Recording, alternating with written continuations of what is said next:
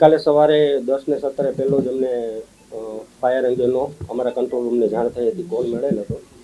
ત્યારબાદ 5 મિનિટમાં જ અમારી ફર્સ્ટ ટીમે રિસ્પોન્ડ આપી અને રેસ્ક્યુ અને ફાયર ફાઇટિંગનું ઓપરેશન શરૂ કરી દીધું હતું।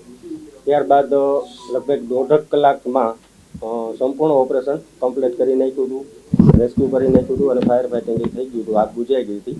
સ્મોક જે વધારે જનરેટ થયો હતો એ થોડું ગ્લાસ પ્રસાદ તોડી અને સ્મોકને રિલીઝ કર્યો હતો અને બધા માણસોનું રેસ્ક્યુ કર્યું હતું।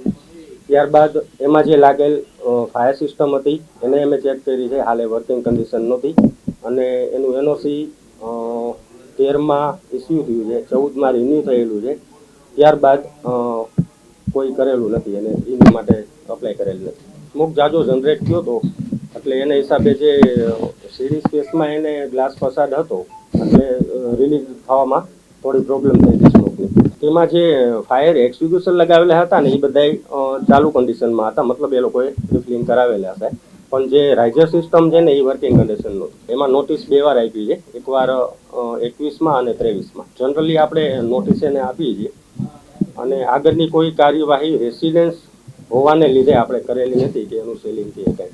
ત્યારે એ બિલ્ડર તરફથી હતું, મારી પાસે બિલ્ડરના નામની ડિટેલ નથી, પણ મારું એવું કંઈ બિલ્ડર તરફથી લેવામાં આવેલું। હવે અમે ફરીથી એને પાછી નોટિસ આપશું અને એ દિવસોમાં જો એ કંઈ નહીં કરે તો પછી આગળ સેલિંગની જે કંઈ કાર્યવાહી। એમાં એવું છે કે ટીઆરપી ગેમ ઝોન પછી જે આખી ઝુંબેશ ડ્રાઈવની ચાલી છે ને એ બધી કોમર્શિયલ પ્રોપર્ટીમાં ચાલી છે, રેસિડેન્સમાં નથી ચાલી।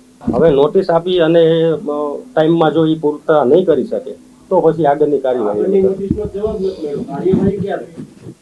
કાર્યવાહી હવે અમે કરશું, પણ અત્યારે એક પ્રાથમિક નોટિસ અમે એને આપી દેશું, એ પછી અમે કાર્યવાહી સીલિંગની કાર્યવાહી જ તમને કહું છું કે રેસિડેન્શિયલ બિલ્ડિંગ છે ને એટલે સીલિંગની નથી કરી, કોમર્શિયલ હોત તો થઈ જતા ડ્રાઈવમાં।